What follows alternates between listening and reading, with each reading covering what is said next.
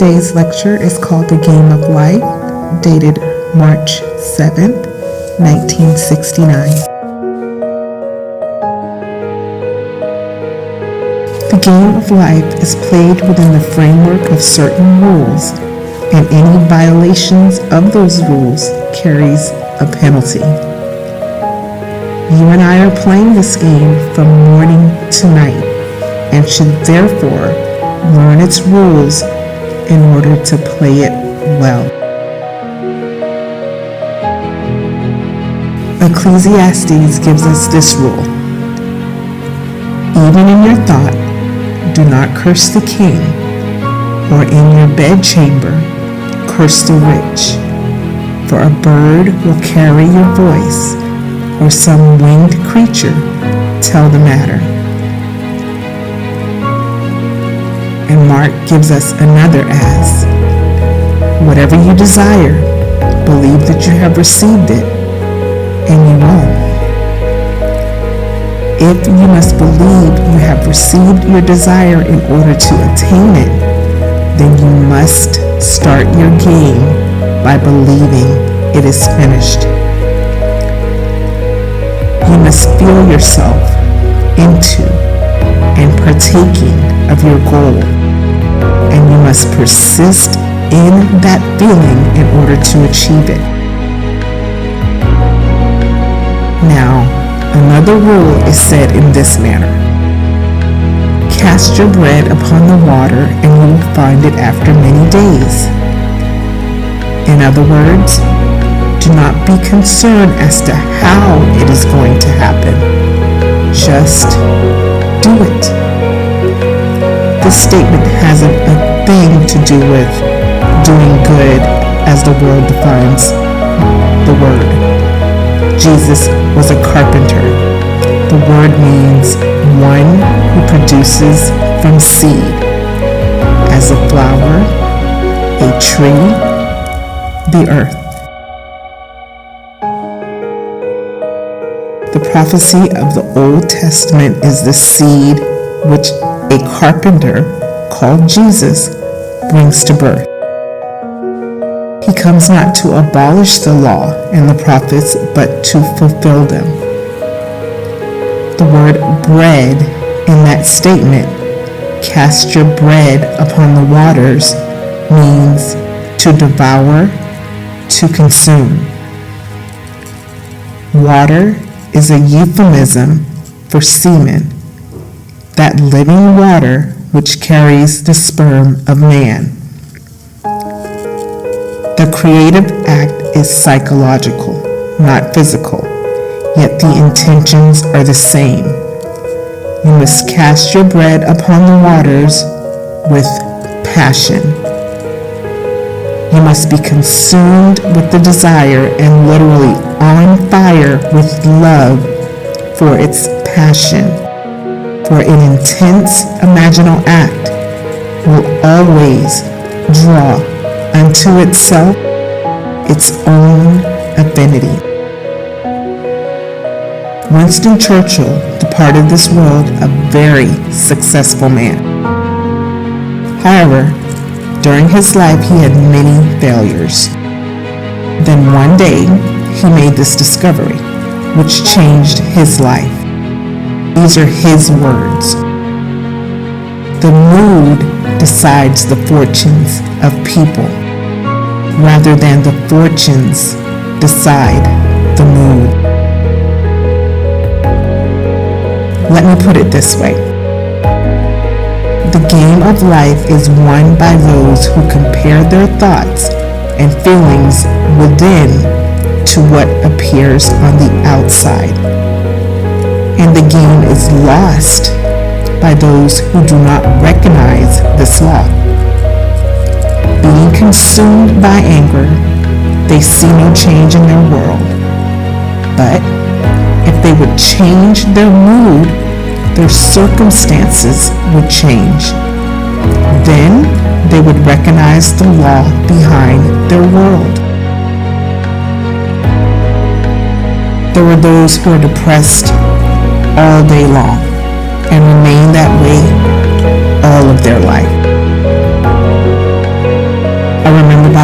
York City, when I would see certain people walking in my direction, I would want to cross the street because I did not want to hear their depressing stories.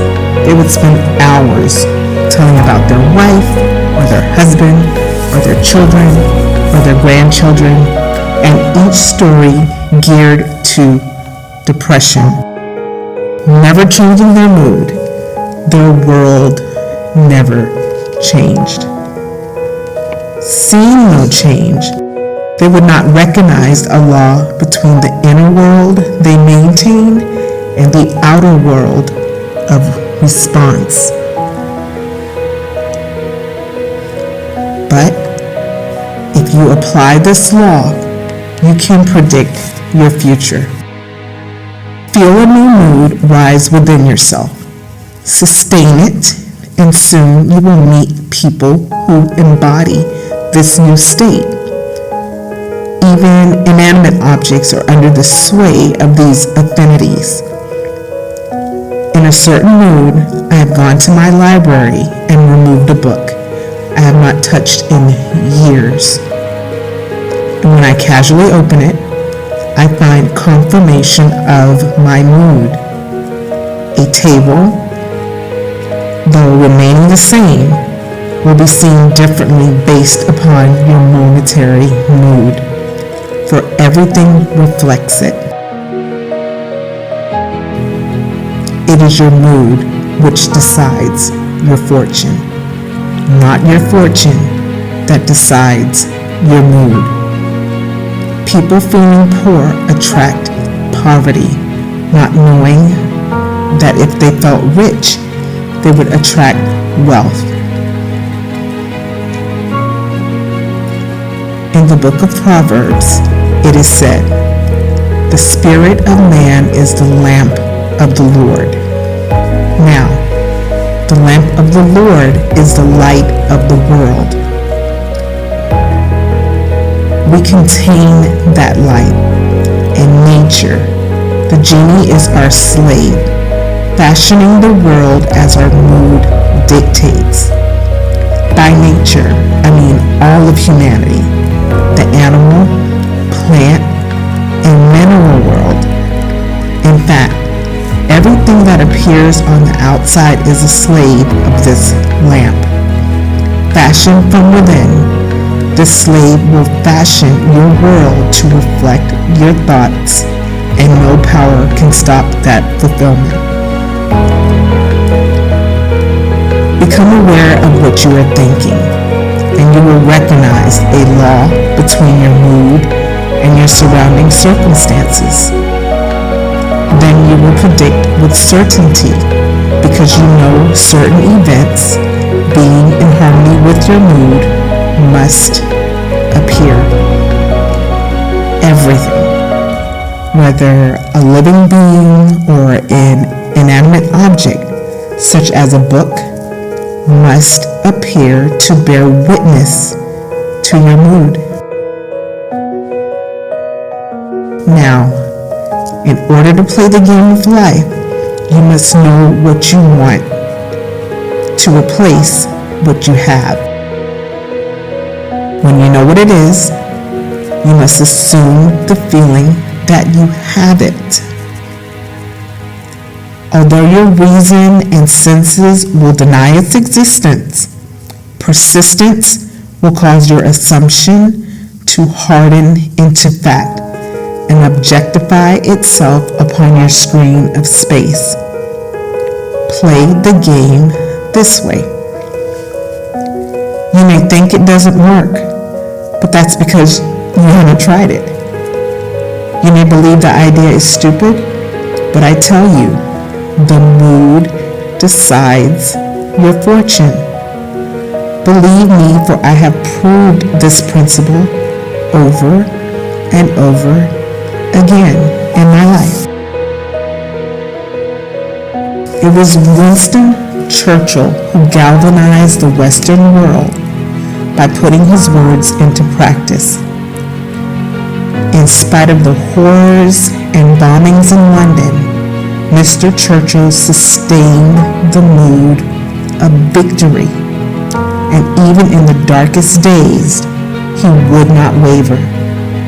Knowing the mood would externalize itself around the world, he sustained the mood, while his opponents, not knowing the law, put their trust in armies and machinery of war. Mr. Churchill's wonderful statement recorded in the New York Times has proved itself to me. By simply catching the mood, I have changed the circumstances of my life. Now I tell others how to do it. I invite you to ask yourself how you would feel if your desire was now fulfilled. Toy with the thought. Play with it a while, and the mood will come upon you. Keep that mood by playing with the senses it evokes, and watch your world change to match your new mood. Let me tell you of a lady I know who, in her middle 60s, had nothing when she put this principle into practice. Every morning, as she soaked in the tub prior to going to her $75 a week job, she would say to herself, "Something wonderful is happening to me now." She kept playing upon the mood, toying with the feeling that something wonderful was happening. That very week, she received her first breakthrough. For 30-odd years, this lady had attended the opera concerts and Broadway shows with an intimate friend. Every night, they dined in some fabulous restaurant, but he had told her many times he would never give her any money. But suddenly had a change of heart and signed over a $100,000 trust fund to her to be spent immediately as she so desired. A short time later, she began to apply the law to a greater degree, and he again set up another $100,000 fund for her. Now, this lady, whose rent is $165 per month, can't spend the income she receives from a $200,000 fund, plus her Social Security. But she isn't satisfied and wants more. The old gentleman has a little hardening of the brain now, and they have parted company. And because he refuses to see her, she curses him. Though we are warned, even in your thoughts, do not curse the king, or in your bedchamber, do not curse the rich, for a bird of the air will carry your voice, and some winged creature tell the matter. This lady calls me every week to tell me she is overcoming the cursing. I hope so, because other things can come into her world if she continues to do so. The law has its positive as well as its negative side. I am not here to judge how you use the law, but leave you to practice it as you will. If you are in the habit of thinking negatively, you are not going to sustain the thought that you are all you want to be. You may hold it for a few seconds, and if it does not prove itself instantly to you, may deny it. But in order to play the game of life, you must know the rules and apply them. And remember, as in every game, there are rules whose violation causes failure.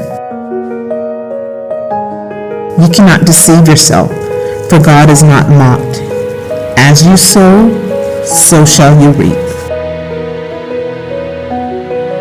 In the world, You may get away with a violation that the referee did not see, but you cannot get away from the observer in you, for he and you are one. If you know what you did, then he knows, for your awareness and the Father of your world are one. You cannot deceive yourself. You cannot mock yourself. God is going to record your every violation and mold your world in harmony with your feelings. Let me now share a letter I received from a friend. In it, he said, "Last Monday night, a friend asked me for help. So that night, I spent a half hour imagining I heard the words he would say if his desire were realized. Just before I woke the next morning, the friend's wife appeared in my dream and thanked me for help.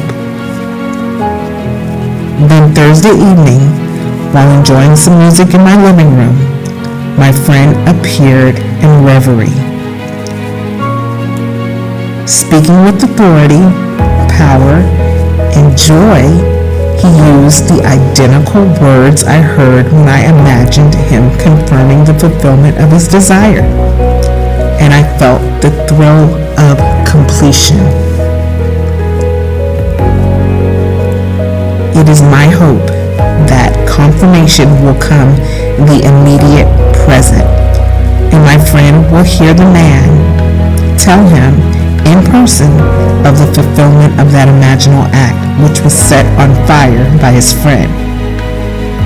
Now, in another part of his letter, the friend said, "In a dream, I entered a hotel lobby, registered at the desk, and asked to be called at 7 o'clock the next morning. As I watched, the man marked a bold 7 over my name on the card. Then I awoke."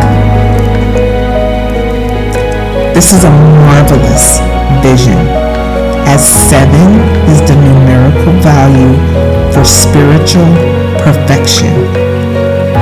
It also has much to do with gestation and incubation. In the insect and animal world, I am told that 280 days is a multiple of 7. We know that a hen's egg, if properly incubated, takes 21 days. Again, a multiple of 7. Here, we find birth has multiples of 7. But in his case, it is incubation of spiritual perfection. Another lady wrote saying, "I saw myself lying in bed, ghastly pale, as though dead. Suddenly, a giant of a man rose out of my body." Let me tell you the story of a wonderful artist who was also a mystic. His name is George Russell, but you may know him best as A.E. He said, "I will tell you this vision, but where it happened I will not say. It was a vast hall with the columns made of living opal, as though the colors of dawn and evening had blended into something alive. Between the columns were thrones upon which fire-crested kings were seated. One wore a crest of the dragon, another plumes of fire. In the center, a dark body was stretched out on the floor as though in a deep trance. At the far end of the hall, on a throne, higher than the others, sat a being with the sun's glory shining behind him. As I watched, 2 crested kings rose, and stretching their hands over the body on the floor, sparks of life came out of them. Suddenly, a figure as tall, as majestic as these fire-crested kings, rose out of that dark body. Looking around, he recognized his kin and raised his hand in salutation. Then they leaped from their thrones, raised their hands in the same wonderful greeting, and, like brothers, walked toward the end and disappeared into the sun. Each vision is a foreshadowing of what will take place. A.E. perceived him as coming from another, while this lady saw him as coming from her own being. They are both adumbrations of a wonderful event which will take place in everyone, for that crested king who is the Son of God is housed in all. It does not matter whether the body be that of a woman or a man, or what pigment the skin may be. Within each one of us is the Son of God, who, radiating his glory and bearing the express image of his person, is the lamp of the Lord. And one day, this majestic being will rise out of your garment of death, and you will enter the land of life. But while we are here, let us learn the rules of the game of life and play it. Life itself is caused by the assemblage of mental states, which occurring creates that which the assemblage implies. My friend mentally heard the words he would hear if his desire for his friend were fulfilled.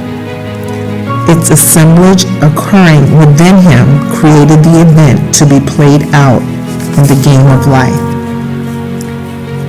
After you have assembled your mental state and allow it to occur within you, you do not have to repeat the act. You cast your bread upon the water the moment you felt relief.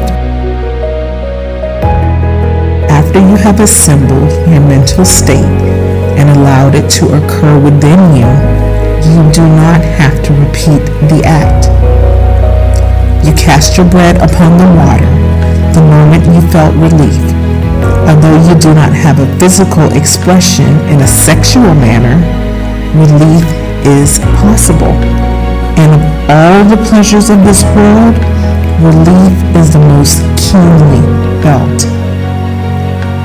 When someone you dearly love is late, you anxiously await that key in the door. And when you hear their voice, your relief is keenly felt. That is the same kind of relief you will have when you have imagined correctly. If you find it necessary to recreate the act every day, you are not casting your bread upon the water. You may imagine over and over again, but you're only going to impregnate once. And if you reach that point of relief, your bread has been cast upon the water to return, perhaps in the matter of an hour. I have had the phone ring minutes after I have imagined it, to hear confirmation that it has happened. Sometimes it is taking days, weeks, or months. But I do not repeat the action once I have done it and felt the feeling of relief, for I know there is nothing more I need to do. Learn to consciously play this game of life, for you are unconsciously playing it every day. I assure the millions who are on relief feel the government owes them a living.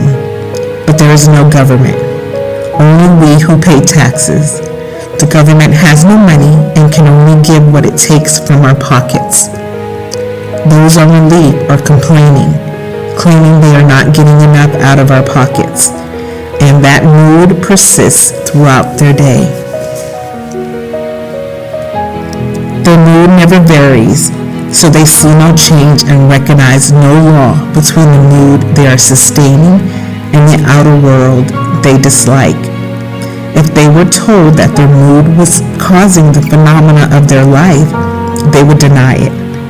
No one wants to feel that he is solely responsible for the conditions of his life. Yet, there is no other cause.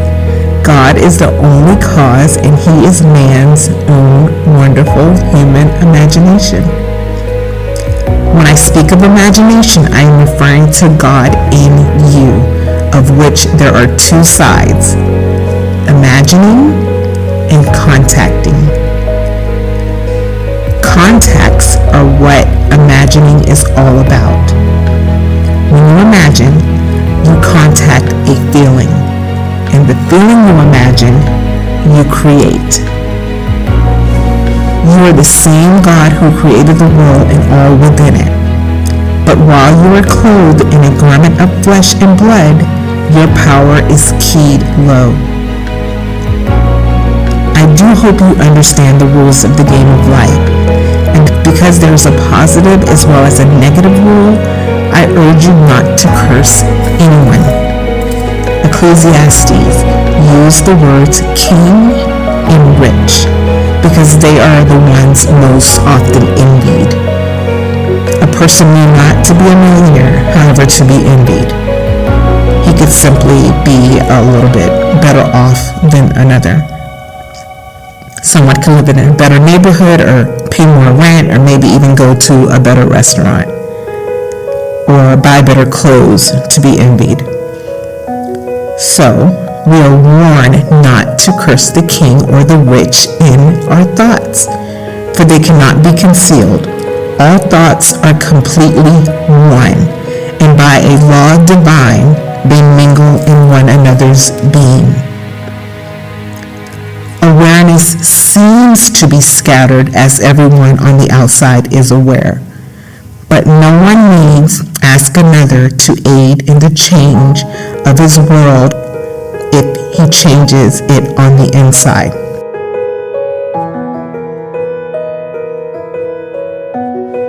This reminds me of the scripture John 17:20 that reads, I am in you and you are in me. Awareness seems to be scattered as everyone on the outside is aware. No one needs ask another to aid in the change of his world if he changes it on the inside. If another is necessary to bring about the change, he will, with or without his consent. You do not have to single out the individual to play the part in bringing about the change you have imagined. He will play his part, if necessary, because we all intermingle. All you have to do is stand at the end from within, because I am in you and you are in me. And this also reminds me of the scripture from Isaiah 46:11, and this is the NIV version. From the east I summon a bird of prey, from a far-off land, a man to fulfill my purpose. What I have said, that I will bring about. What I have planned, that will I do. So you needn't worry in soliciting anyone. Exactly who you need or what you need will be available to you, and that bridge of incidents will be built for you to walk across. I remember visiting my family in Barbados when I was told I could not leave the island for 7 months, but I wanted to leave on the next boat out. To me, being on that boat was my end. So while sitting in a chair in my parents' home, I entered the boat in my imagination and viewed the island as I was departing. I did not know how I would get on it, but a week later when the boat left the island, I was there. This I know from experience. a desire to go anywhere, you must first go there in your imagination. And even those who may deny your request will aid you when the time is right. I got out of the Army that way, knowing I wanted to be honorably discharged and in my apartment in New York City. I slept as though it had already happened, and I was already there. Then my captain, who had previously disallowed my discharge, had a change of heart and aided in my release. Anyone can do it. This game is easy to play and can be lots of fun in the doing. Think of an object you would like to hold.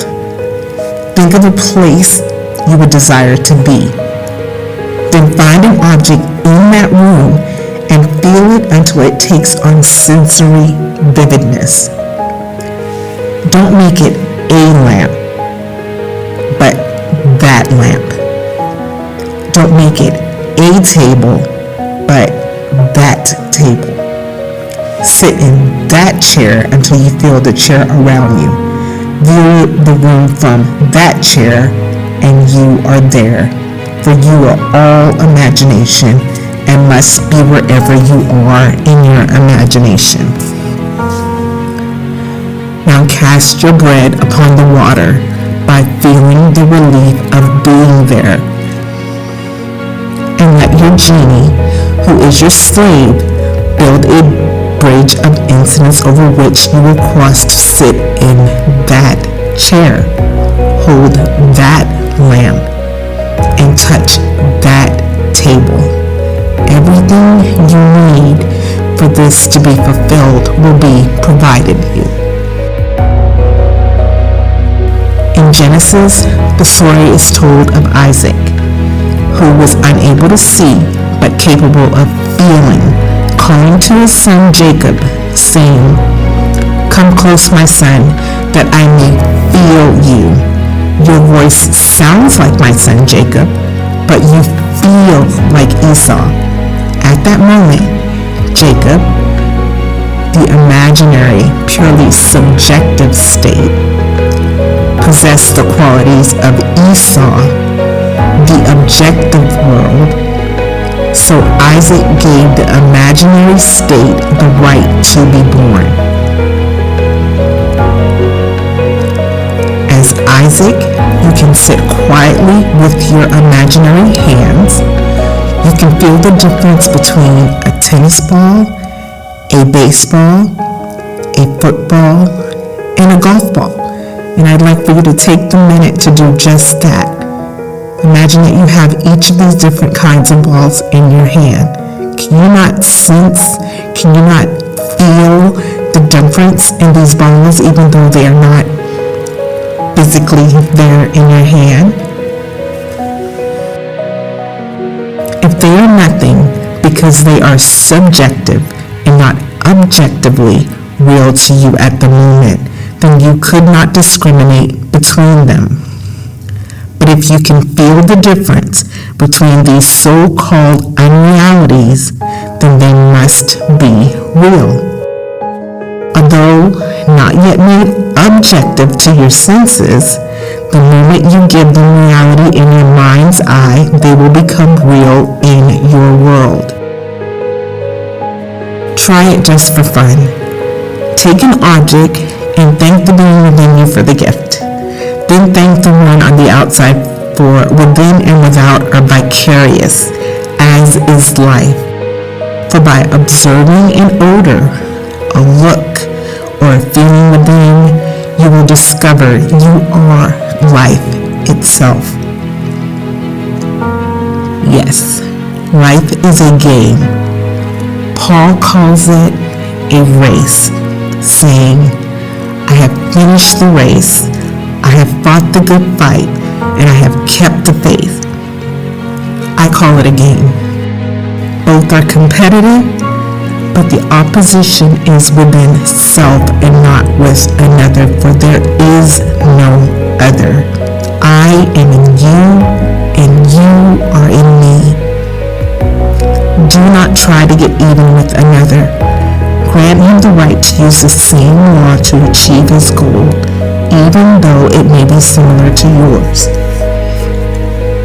The knowledge you share will never rob you. Simply determine your goal. Feel you have it, and cast your bread upon the water. Then drop it, and let the game of life be fulfilled in your world. Now, let us go into the silence. So normally here, Neville gives 2 minutes of silence at the end of his lectures. I'm going to take the opportunity to read to you again the scripture from Isaiah 46:11.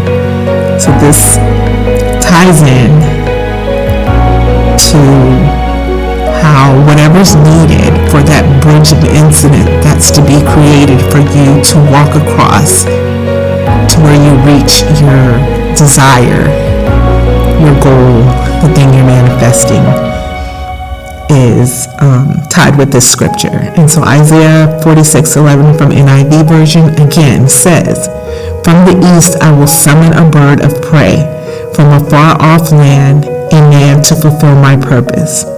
What I have said, that I will bring about, and what I have planned, that will I do."